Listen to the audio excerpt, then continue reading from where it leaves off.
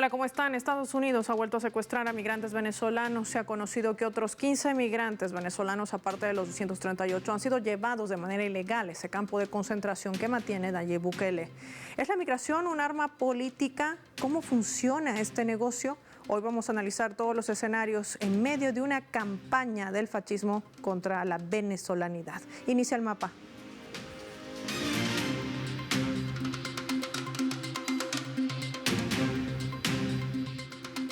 Por esta razón les proponemos desplegar nuestro mapa y revisar algunos datos claves para poder entender cómo funciona el plan Vuelta a la Patria. Venezuela, repatriaciones masivas. Vamos a desplegar nuestro habitual mapamundi. Identificamos en Sudamérica a Venezuela con los colores de su bandera, el amarillo, azul, rojo, las 8 estrellas, y hay que hablar de este plan Vuelta a la Patria, creada en agosto del año 2018 por el presidente Nicolás Maduro, con el objetivo de facilitar el retorno seguro y digno de los venezolanos que se encuentran en el extranjero y desean regresar a su país. Estos vuelos además cobran significación en medio de una feroz campaña de criminalización de los migrantes venezolanos y posteriores deportaciones masivas por la administración de Donald Trump, particularmente ese cruel y arbitrario secuestro y envío a una cárcel de alta seguridad, ese campo de concentración en El Salvador de un grupo de más de 200 migrantes venezolanos, y que hoy se ha conocido que 150 más han sido llevados de manera ilegal.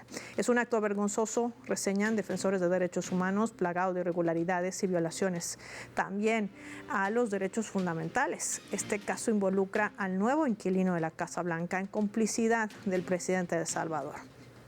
Otro dato que sumamos, 2024 se convertía en esta gran misión Vuelta a la Patria dentro de los vértices de acción que se encuentran, por ejemplo, la educación, cultura, identidad, protección socioeconómica, logística y asesoría jurídica, que se llevan a cabo a través de la línea bandera, la aerolínea estatal Conviasa, que desde su inicio más de 1 millón de venezolanos han sido beneficiados bajo este programa completamente gratuito. Un esfuerzo logístico y social del gobierno bolivariano, y en sus primeros días que logró repatriar a más de 1.700 personas que han logrado regresar al país. ¿Qué implica todo esto? También lo analizamos en nuestro mapa. Hay que decir que las autoridades venezolanas han exigido a la administración de Donald Trump que ponga fin a la persecución y maltratos de sus connacionales que emigraron a Estados Unidos, y cerca de 1.000 sanciones unilaterales que impone aún la Casa Blanca. Tras su regreso, de estos connacionales venezolanos se han hecho públicas historias de abusos sistemáticos contra ellos mientras se hallaban detenidos en Estados Unidos, como negarles comida, privarlos inclusive de atención médica. Y es que las sanciones impuestas a Venezuela, especialmente por parte de Estados Unidos y el bloque europeo, han tratado de impactar contra esta misión, pero pese a ello, la aerolínea bandera ha logrado crecer y cumplir con su misión y visión, volando hasta El Paso, Texas, por ejemplo, un punto clave, y trayendo consigo, en un hecho inédito, a 177 migrantes rescatados de la base de Estados Unidos que mantiene ilegalmente en la bahía de Guantánamo, sumando a los más de 400 que también han sido rescatados desde Estados Unidos, en vuelos que, recordemos, se han emprendido desde febrero de este año. Así funciona quizás uno de los proyectos más importantes que tiene la región de precaución y sobre todo de garantía de los derechos humanos, y enmarcados también en la Convención Internacional de los Derechos de los Migrantes. Vamos a recibir para analizar este primer escenario. Douglas Querrales nos acompaña, experto también en temas migratorios, abogado internacionalista. Gracias por su tiempo para Telesur. Bienvenido al mapa. ¿Cómo está?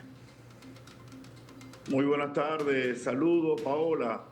Doctor Querrales, para poder entender un poquito, se habla de que se han trasladado a 15 migrantes venezolanos secuestrados. Ese es el término que se aplica, porque se está vulnerando no solamente la repatriación, porque lo lógico sería de que si una persona está ilegalmente indocumentada en un país, sea repatriado a su país de origen. Esto no ocurre, son trasladados hasta El Salvador, a una cárcel prácticamente de máxima concentración, y un país que además ha ratificado el Estatuto de Roma. ¿Qué representa esto para El Salvador?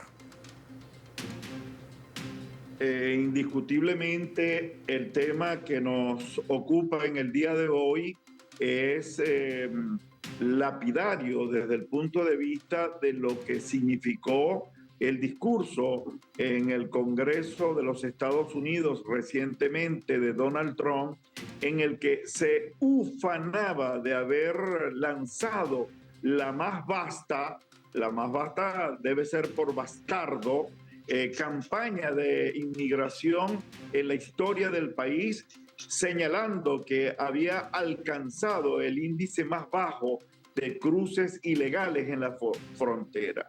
Pero además, mostrando un inmenso desprecio por la constitucionalidad y la legalidad, tanto interna como internacional, al manifestar en forma burlona que sus amigos parlamentarios demócratas le indicaban que había que legislar nuevas leyes para asegurar las fronteras, y él señaló que lo que se necesitaba era un nuevo presidente como él. De tal manera que estamos en presencia de una franca, manifiesta y sistemática violación de los derechos humanos que perfectamente incardinan en el artículo 7º del Estatuto de Roma, puesto que se refiere a los crímenes de lesa humanidad, porque cuando se cometen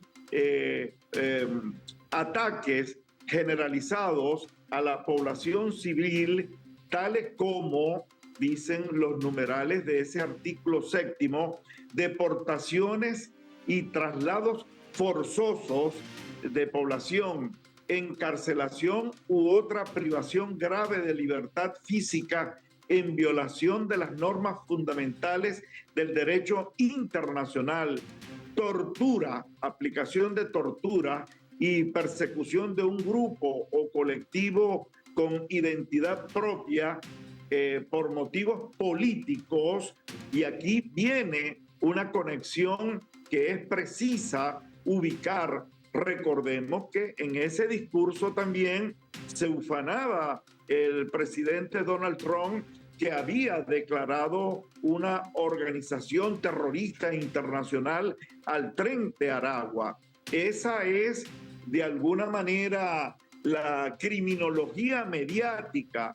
Recordemos que antes de estas acciones hubo toda una preparación orquestada a nivel internacional por los voceros de la derecha extrema, de la derecha fascista nacional, y lógicamente luego materializada con los voceros de las autoridades del gobierno de Donald Trump, él a la cabeza, para señalar o justificar toda esta persecución política, señalando que todos los deportados están asociados al Tren de Aragua. Pero lo verdaderamente cierto, como ayer lo señaló el ministro de Interior, es que de los 1.300 deportados hasta este momento, no hay uno solo que esté vinculado con el Tren de Aragua. Sí, una extinta banda además que no existe en Venezuela y que está siendo utilizada como una narrativa de criminalización de los migrantes, dice también nuestro invitado,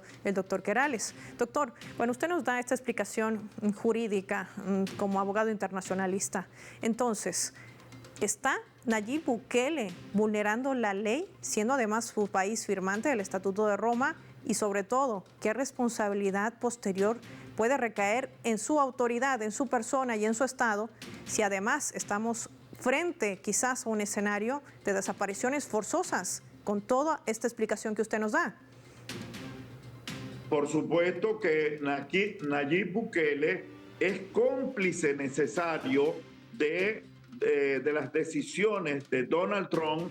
Han hecho una llave perfecta de carácter criminal para cometer estas acciones, que lo que no entendemos es cómo la oficina del Alto Comisionado de las Naciones Unidas para los Derechos Humanos, así como el secretario general de las Naciones Unidas, que tienen la obligación estatutaria de poder dar respuesta inmediata y darle un coto a estas acciones, sus procedimientos han venido siendo demasiado lentos, a pesar que el presidente de la República, Nicolás Maduro, ha anunciado que ha tenido contacto directo tanto con Guterres como con el alto comisionado, de tal forma que se tienen que establecer sanciones de carácter penal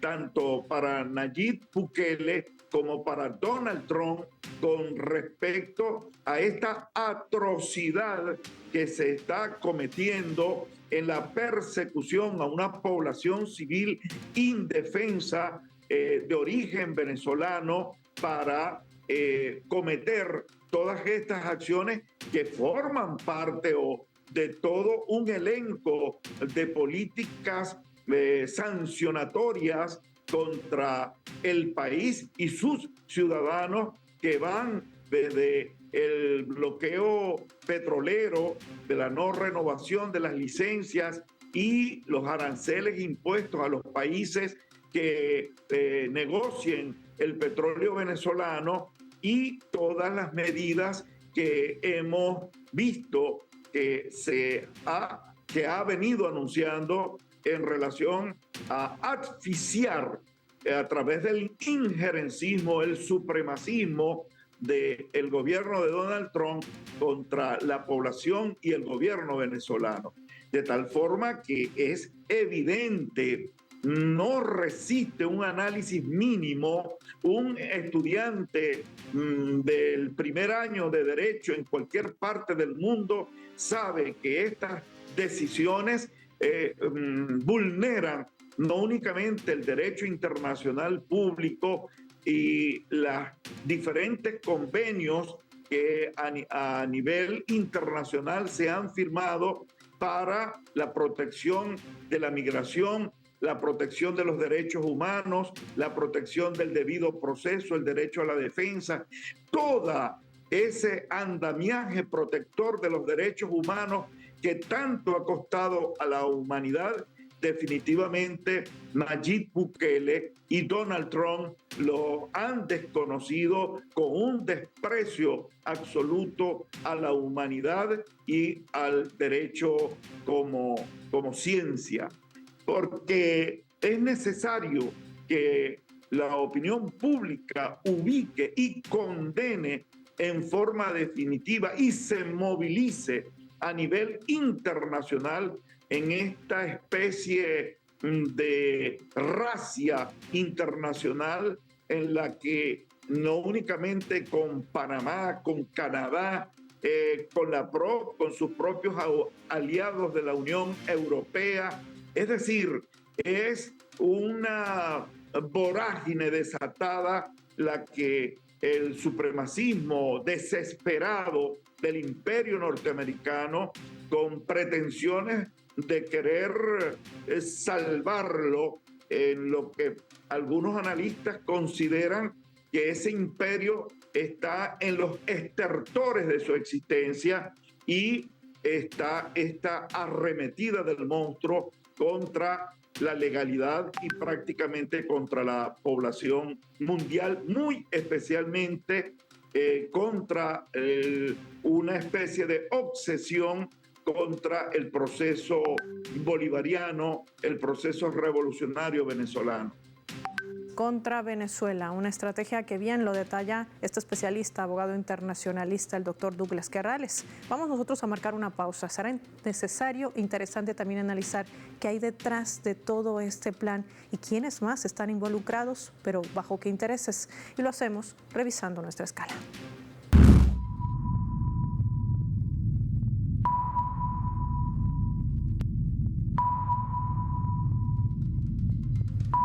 Esta vez a través de nuestra multiplataforma informativa Telesur, que está publicando lo siguiente en torno al tema que toca hoy el mapa. Cientos de migrantes venezolanos vuelven a la patria provenientes de Estados Unidos, como parte de un segundo vuelo a Caracas en virtud de reanudar el proceso de repatriación de migrantes connacionales provenientes de los Estados Unidos. Cientos de venezolanos regresaron al país a través de este plan humanitario Vuelta a la Patria.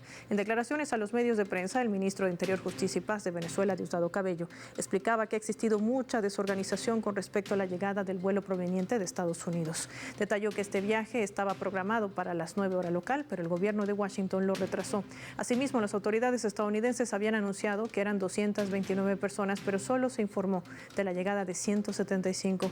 Con la llegada de estos nuevos 175 venezolanos, suman más de 1.400 los compatriotas que han sido rescatados de Estados Unidos, pero se ha conocido en horas de esta jornada que al menos 15 de ellos han sido enviados de manera ilegal hacia El Salvador.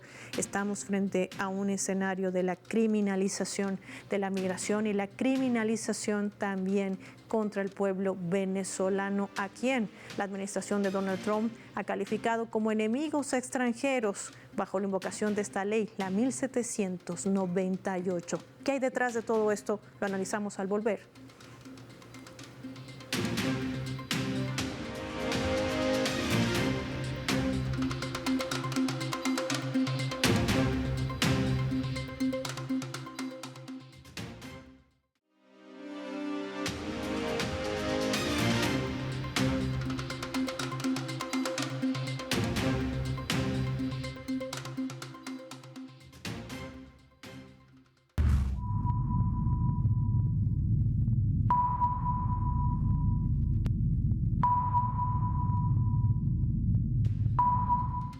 Vamos a tomar otro elemento también para el análisis a través de la fotografía. El presidente de Estados Unidos, Donald Trump, ha revocado el parole humanitario a los migrantes de Cuba, Haití, Nicaragua y Venezuela, con el que lograron ingresar legalmente a ese país durante el gobierno de la administración de Joe Biden. Ahora deben enfrentar la posibilidad de ser detenidos y también deportados. Estamos hablando de miles de migrantes beneficiarios que recibieron un alarmante correo electrónico en el que el Departamento de Seguridad Nacional les notificaba que deben abandonar el país ante la expiración el próximo 24 de abril. Recordemos que el expresidente Biden concedió en julio pasado el famoso parole humanitario a estos ciudadanos por un periodo de 2 años. La directora de la oficina en Washington para asuntos latinoamericanos, Laura Cristina, también cree que la medida no es solo otro ejemplo de la agresiva política antimigración de Trump, sino una prueba de las propias contradicciones internas de ese gobierno.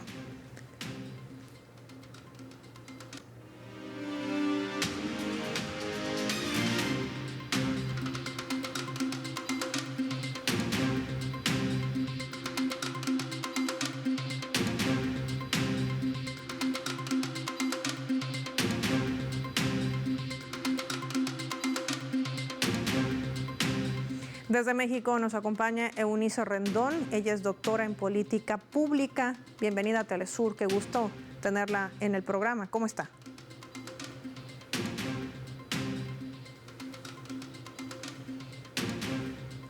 Doctora, ¿nos escucha?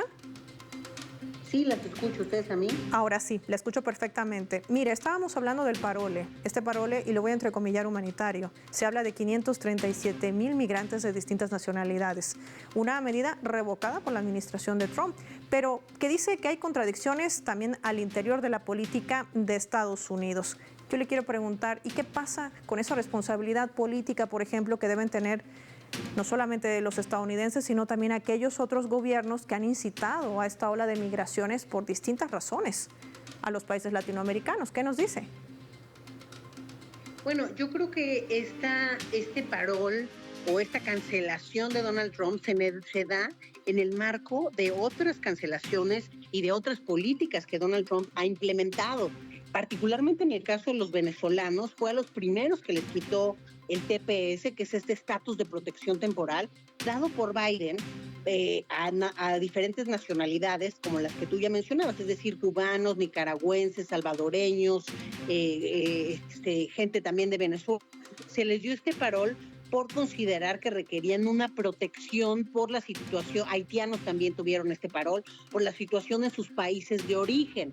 Sin embargo, pues cuando llega Donald Trump, él empieza a tomar medidas distintas, no solamente quitarles el parol, sino también amenazar con llevarlos a Guantánamo. Por ejemplo, llevó a algunos venezolanos a Guantánamo. Sí. También con el tema de una lista que hoy se supone la gente indocumentada tiene que registrarse en esa lista y en caso de no hacerlo pueden ir incluso a la cárcel si los cachan, ¿no? Si los encuentran que no se registraron.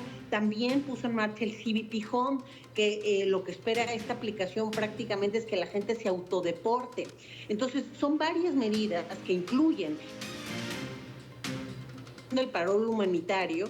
Sin embargo, creo que esta es una de las más extremas porque era un beneficio migratorio que le permitía a estas más de 500,000 personas poder trabajar y poder estar en Estados Unidos, es decir, sin temor a ser detenido y eventualmente deportado. Ahora, y bueno, eso se termina con esto, pero también vienen otras cuestiones, otras preguntas, ¿no? sí, Por ejemplo, doctora estos Eunice, países pues no reciben esas deportaciones, entonces doctora Eunice, no sé si se va a hacer a través de México. sí, doctora Eunice, cuando usted dice algo que es fundamental, este parole humanitario que protegía por la condición de la migración de estos más de 537,000 migrantes, ¿eso significa que esa condición era una pantalla? ¿No era así como lo había explicado narrativamente la administración de Biden? ¿O cómo entendemos la decisión de Trump? Pues yo creo que va en el marco de sus políticas. A mí la verdad no me sorprende, me parece que es parte de sus políticas. Trump ha restringido el refugio, el asilo, los flujos migratorios, ha aumentado la securitización en la frontera, promete deportaciones masivas que no ha logrado, también hay que decirlo. No tenemos ese número de deportaciones que prometió, pero al final es lo que él quiere. Entonces me parece que esto se enmarca, aunque sea una cosa increíble en términos de la visión humanitaria, pues creo que no es increíble desde la perspectiva del gobierno y la narrativa de odio, de racismo que ha tenido Donald Trump y su gobierno. Entonces, pues realmente se explican dentro de estas políticas que él y estas decisiones que él ha tomado. También creo que el hecho de que no ha logrado esas deportaciones masivas que él prometió, lo están llevando a tomar este tipo de decisiones para ver si así la gente se autodeporta. Y la realidad es que sí le funciona, porque mucha gente, incluso de Venezuela, nosotros en la organización estamos trabajando con muchos venezolanos que lo que están pidiendo es regresar a su país, pero tampoco está tan fácil porque pues se ha complicado para el gobierno venezolano esa recepción. Nosotros como organización vimos que había 7,000 registrados aquí en la Embajada de México de Venezuela para regresar y pues no han podido retornarlos a su país. Además de todo esto, el incumplimiento que hace la administración de Estados Unidos, porque eso también hay que ponerlo sobre la mesa. Me gustaría compartirle, doctora Eunice, nuestra leyenda para poder analizar también este otro escenario.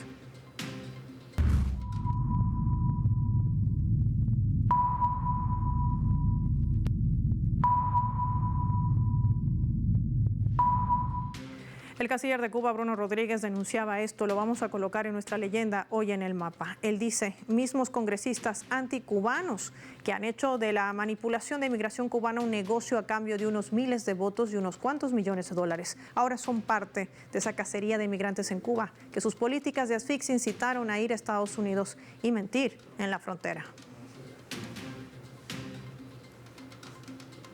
Doctora Eunice, este es un tema también que debería preocupar. El secretario del Consejo de Derechos Humanos de Naciones Unidas, Volker Turk, brilla por su ausencia y por su silencio, ¿correcto? No dice nada en torno a estas deportaciones ilegales y al traslado inclusive de venezolanos migrantes hasta Guantánamo, esta bahía ilegal que mantiene Estados Unidos, que es un centro de tortura, sabemos, y también en El Salvador, en el Secot.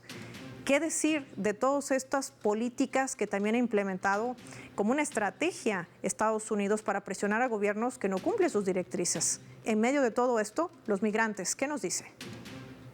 Sí, yo creo que efectivamente es reprobable estas políticas desde la perspectiva de derechos humanos y los compromisos internacionales que Estados Unidos tiene en diferentes organismos, pero ya sabemos que Donald Trump quiere salirse de esos compromisos, que incluso no hay apoyo hoy para esas organizaciones desde el gobierno, y eso también ha puesto a temblar a estas organizaciones, que mucho de su financiamiento venía justo de Estados Unidos. Entonces, efectivamente no es correcto, incluso va a haber procesos legales, porque, pues como bien dices, están incumpliendo con un beneficio que ya habían dado como país, más allá del presidente. Seguramente todo esto va a seguir procesos tortuosos en las cortes de Estados Unidos. Sin embargo, Trump está dispuesto a sufrir esas consecuencias, por lo que vemos, ¿no? Entonces, para él importa más su voto duro, importa más mostrar que sí va a hacer lo que prometió, que incluso seguir estos procesos. Queremos agradecer. La Suprema Corte le dé la razón. Sí, queremos agradecer a la doctora Eunice Rendón por habernos acompañado hoy en El Mapa y haber compartido su análisis también con nuestros televidentes. Soy Paola Pérez y nos vemos en otra edición. Feliz tarde.